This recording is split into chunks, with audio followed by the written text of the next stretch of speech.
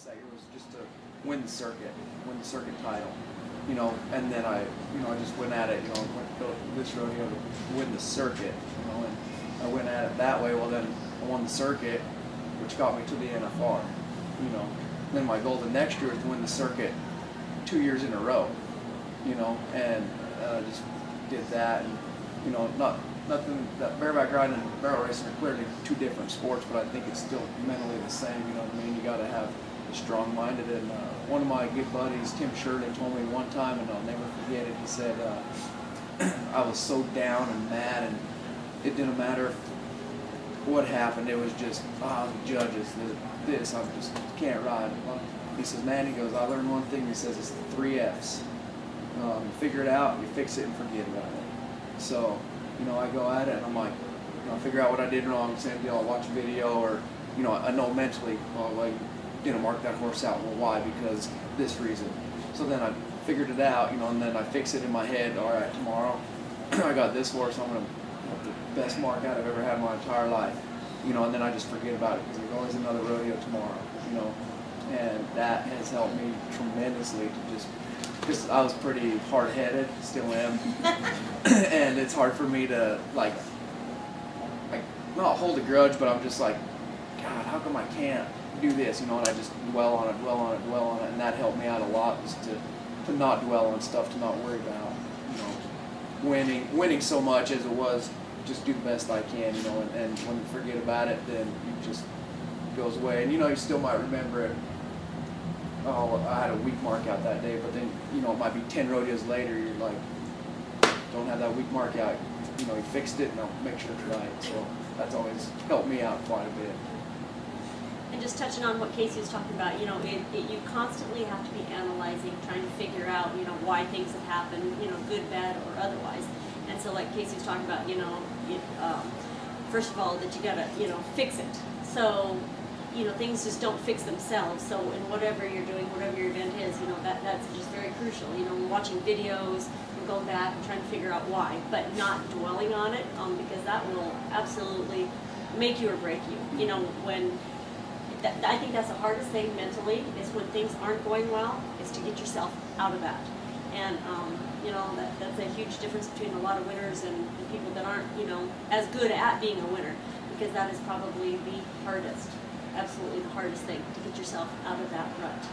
And you know, I mean, and like you said, trying to fix things, trying to figure out why things happen, trying to do better, but yet not dwelling on it, and just being more determined than ever to get yourself out of that rut, to do your job to the best of your ability, and then it will take care of itself, I guess. I'm pretty sure I would have made the NFR 3 years before, but I was dwelled on stuff so much, and I was just negative, and you know, the guys are like, man, you need to quit being so negative, because if you just be positive, surround yourself with positive people, you know. And then my travel partner at the time was just negative too, and you know, I'd be like, man, stupid judges hosed us. Like, I know, what a bunch of idiots, you know, and we'd be driving down the road just cussing the judges, when it wasn't the judges, it was our fault, you know what I mean, because we didn't ride good.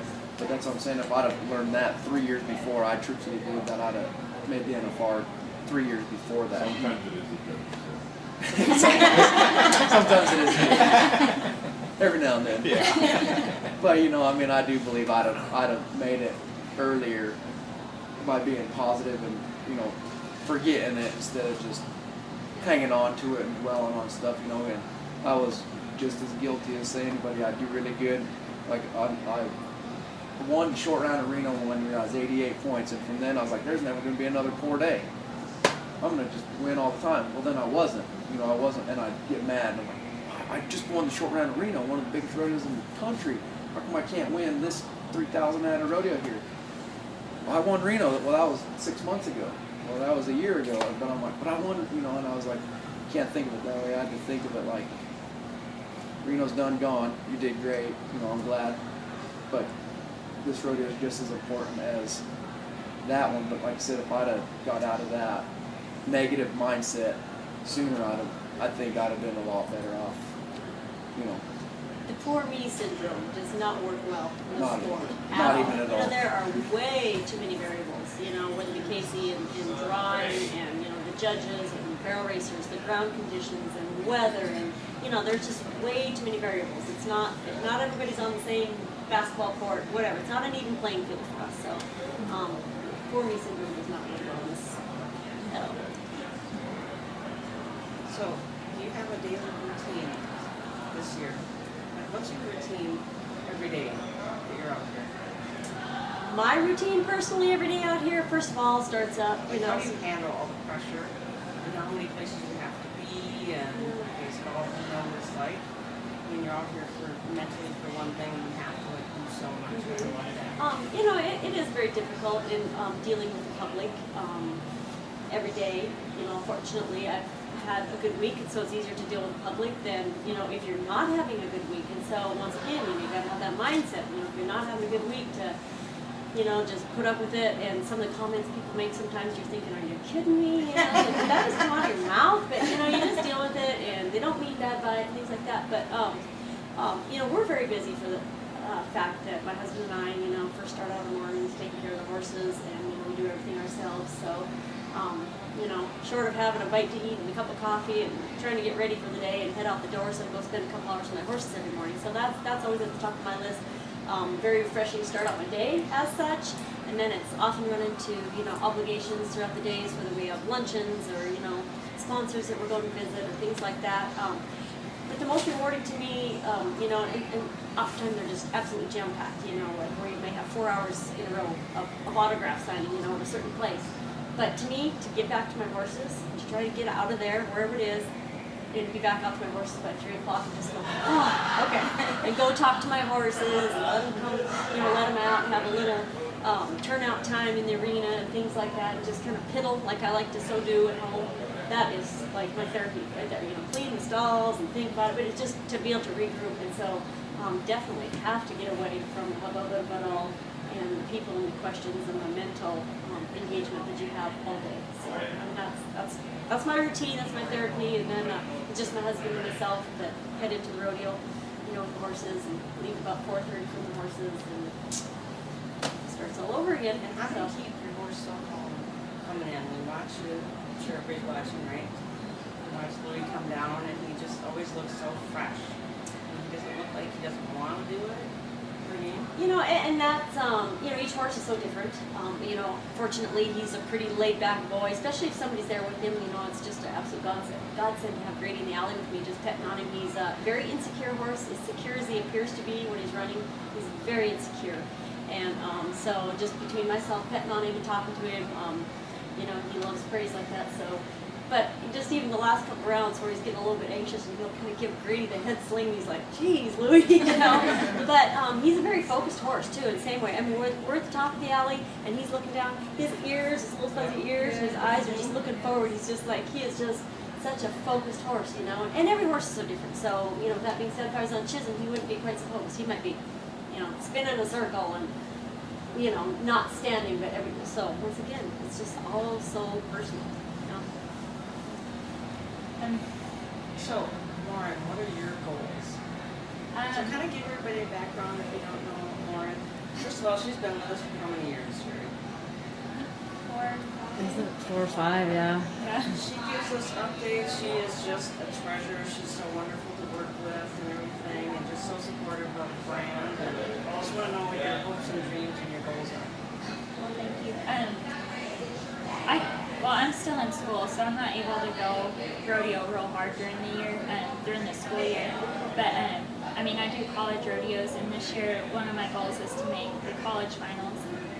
And last year I made it in the top 10 in our region. I only made 2 short goes. But my mare, she's she's pretty aggressive, and she likes all kinds of different pins. But we tipped a lot of barrels last year, so if we wouldn't have tipped barrels, I mean, we would have won a bunch of the college rodeos. So this year my goal is to make the college finals. And then I'd also like to make the Prairie Circuit finals. I'm from Oklahoma, so that's one of my goals too. And then I just bought a new horse, so I'm trying to get with him, and I've been a little held up with my foot. Oh yeah, what happened? You want me to tell your story? Yeah, I want you to tell my story, and then you can tell them the truth. Okay, so I was steer wrestling, and this steer was just a little bit bigger than I thought. And when I went to set, he stepped on my foot and just completely shattered it. And But the real story is I was just stepping off the tractor and just tripped and heard a pop and broke the telescope of my foot. So, I mean, I could give her a little bit more exciting, right? You know what I'm saying? Get your attention when she's yeah, it's a better story just stepping off the tractor. So, but yeah, those are some of my goals for this year is to make the college finals and the circuit finals. So I'm going to brag on Casey a little bit since they're not bragging on themselves, so I'll have to brag on them. So we met 3 years ago, or is it the 4th year? Can you tell that? This is 4th year. 4th year. About 4 years ago here. So I met Casey at Western Wishes, like banquet or Yeah, event. they're Somebody wanted to introduce me to him, and I just thought, okay, wow, this is really cool that this is his first year here. And where's he at? He's giving back already. He's working with a charity and helping the kids. And he gave a couple of your tickets to a Taylor. family. Caleb, yeah, from Oklahoma and stuff. And that's wow, what a great guy. And pretty easy to look at too. So, you know. So we pretty much started working together then, and of course you've probably seen him in the ads and everything. And it was so cute, one of his first shoots. I mean, just actually one of your first shots was one of my favorites, where you're on the rock. Oh yeah. Up in the That was the Galveston. first one, I think. Yeah, so that's kind of how far back we go, and I just want to tell them what was it like last year when you had a hurt knee now, when you came back with some of the highest scores. How did you mentally do that in so much pain? I'll be honest with you, I don't know. No, it was in the 3rd round last year. It was the eliminator pin, and I had. Does everybody know what the eliminator pin is? They're the rankest horses. I mean, the bucking, rank, miserable, hard to ride ones that. I mean, When they you buck plan hard. this out, like Yeah, you know, like it'll be great. when we do that every year, all the bareback riders get together on conference calls, and at Omaha we all get together. And they hand us a list of, it's usually about 400 horses from all the contractors everywhere. And we got to break it down, weed it down from 400, and pick the best 120 horses out of there. Well, then we got to set them by the pins, you know, so like the easiest horses, we don't want the easiest horses to ride with the rankest horses, because then it's unfair that day. You know, the guy getting on this easy horse here, and everybody else is getting on these ranked bucket ones that, you know, ones that hurt your elbows and shoulders and necks, you know. And so we got to go through there and set the pin. So it's, I don't even know, they do it, the one pin is the easiest horses, and then they progressively get ranker and ranker as they go until you get to, because they buck the horses twice. So the horses you see in the 1st round, they buck the 6th round, you know, the 2nd, the 7th. So the horses you'll see tonight were bucked the 4th round here.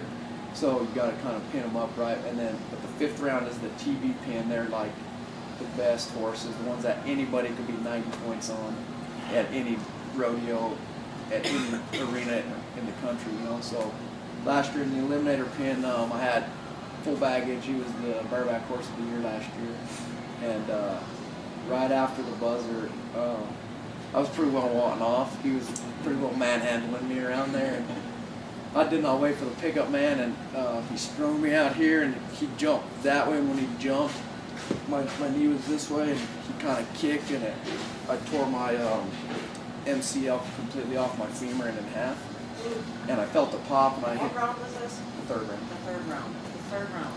And I got up and walked out, and then the adrenaline went away, and then my knee really, really hurt bad.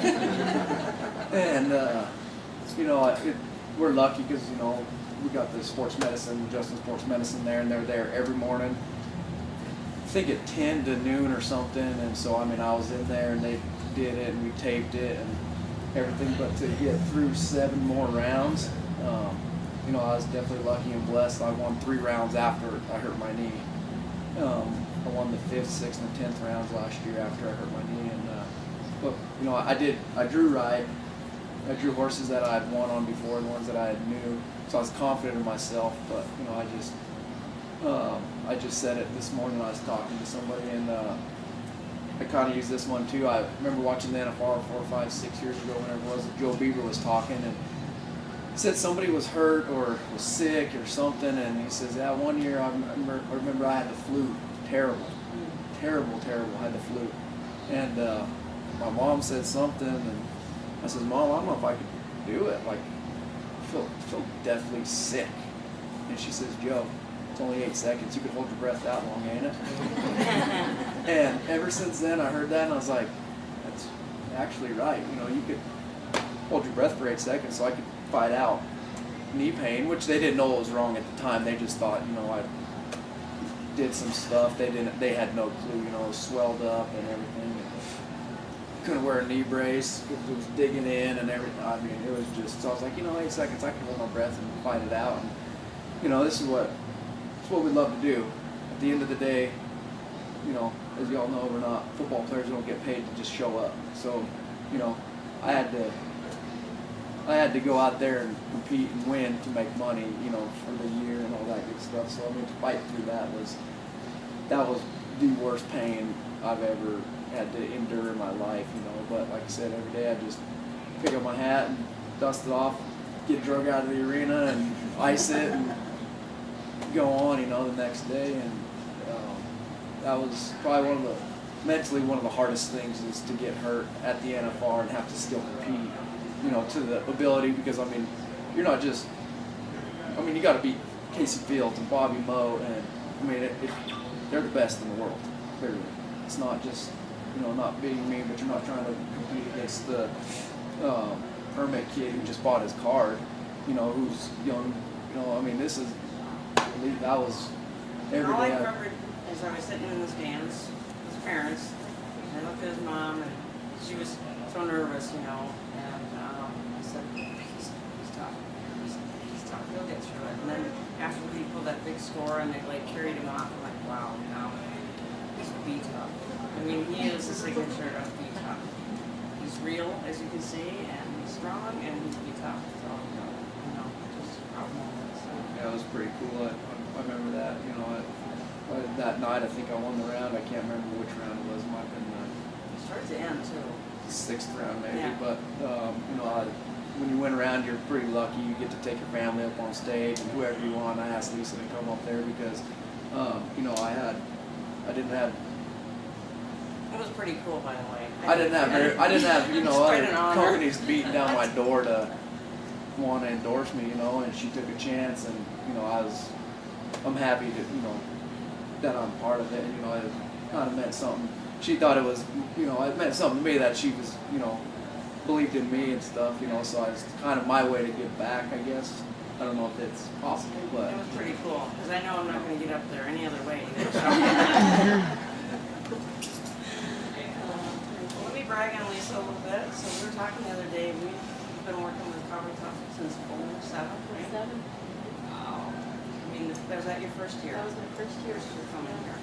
Somebody had told me all about you and stuff. I'm like, well, let's get this lady signed. And she's been so loyal, and I'm sure she probably gets other offers.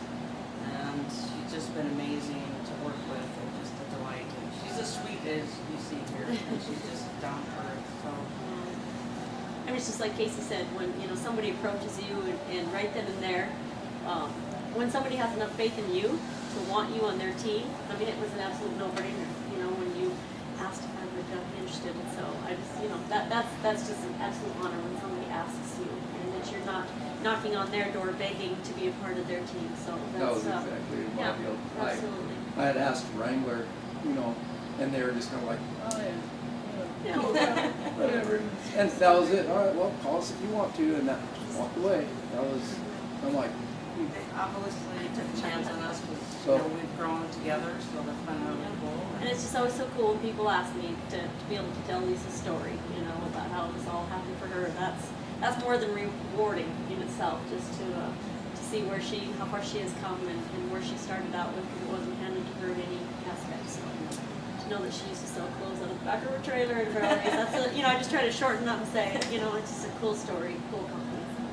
We are very honored to be part of their team, most And definitely. it's really cool to have everybody here.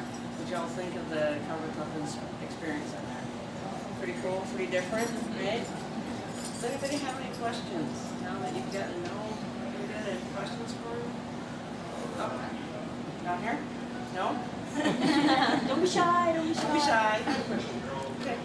So how did you know, and I am more familiar with your horses, how did you know, or what point did you know that Louis or Chisholm was going to be the horse, the good horse? What did you look for? What was the qualities? You know, it's all by chance as far as I'm concerned in the barrel racing industry. You know, I'll start out with several young horses every year, and in just hopes that one of them actually makes it. So I guess my theory is you gotta kiss a lot of toads before you find your prince. And so therefore, yeah, you know, and it's a work of progress. And even after you've spent a year or two, I tell people, you know, it takes years to make a great barrel horse. And when Louis first came to my house, he was very broke, very trainable. I had no idea. And so each one of my horses goes through the ranks, just like, you know, they all start at the ground zero, and that means go to the jackpots. In the days of old, they would go to the amateur rodeos, or like when, even at some of the pro rodeos, when the mud, you know, it's like, that's where they start. And so thinking back on that now, some of the places that you've run them, you're thinking, oh dear Lord, had I known, I would have never run him at such and such rodeo in the mud, you know, where you have a chance of crippling him. But at that point in time, you don't know. And so, you know, they have to go through the whole scenario to be able to get to where they are. You know, especially, you know, while we're on the road, we don't have the opportunity to get a lot of jackpots and things like that. So that's kind of how I throw my young horses into the scene, and that's exactly how Louis got thrown in. I was rodeoed quite extensively at that time, and so therefore he got thrown in the trailer, and I'd work in different places and just started throwing him into the rodeo scene, and he kind of got the bottom of the barrel jobs. And next thing you know, when one of my other horses got hurt, I was forced to kind of use him as a backup. And yeah, and actually, you know, how it all transpired is his first trip to Vegas in 2010. He was 7 years old. I did a practice session that morning, and I had used Louis some. And I mean, I knew he was capable of doing, but I didn't think he was ready for this. In the practice pen, that first morning before it all starts at 7 a.m., the barrel racers get to have a practice session on the markers. Well, my horse Chisholm slipped and fell with me on the first barrel, literally went down.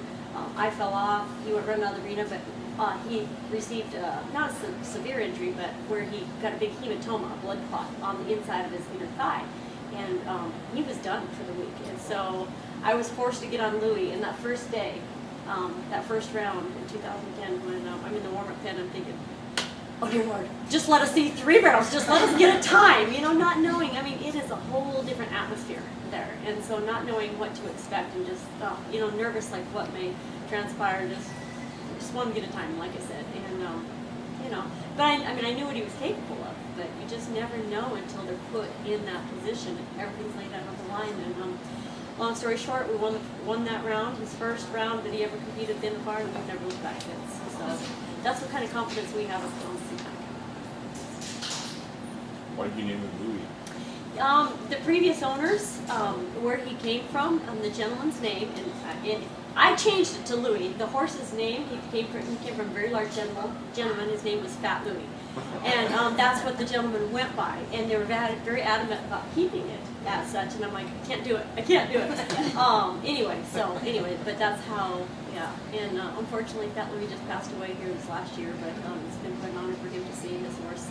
Yeah, he sold them to the B-Bar Heart Performance horses. Tim Bagnell, a friend of mine, I've trained horses for over the years, but in Folsom, Montana. But anyway, that Louis, that's how Tim had sold him to this gentleman. That's how they got the name as a baby, and came back to the Bagnell Ranch, and I received him as a 4-year-old for training for barrels.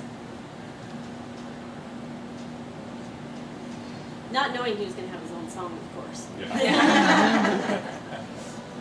Which my kids didn't really understand. We're like, that's pretty cool. He gets his own song. And they're like, oh, what's that? They didn't even really, kind of dates us all about knowing what the song is. But Any other questions? Do you want to do autographs? I don't know how we're doing for time. The signings, we'll do those inside. No, I know for time. Oh. We're doing on time. It's quarter Our to 2. schedules, so. It's quarter to 2. Any other questions? works for y'all. Casey never introduced his girlfriend to all of us. I know, right? She's sitting back there. She's hiding. Trying to be conspicuous back there. I won't forget her name either. It's Casey. Oh! Works out good. Yeah. Nice to meet you, Casey. No. It's spelled different, but I still won't forget it. Any last things you guys want to add? Anybody? No more questions? Pretty quiet bunch this morning. I know, right? You guys all have fun last night or what? Yes. Yes. Alrighty, well then we'll move back in there if you wanna meet and take pictures and autographs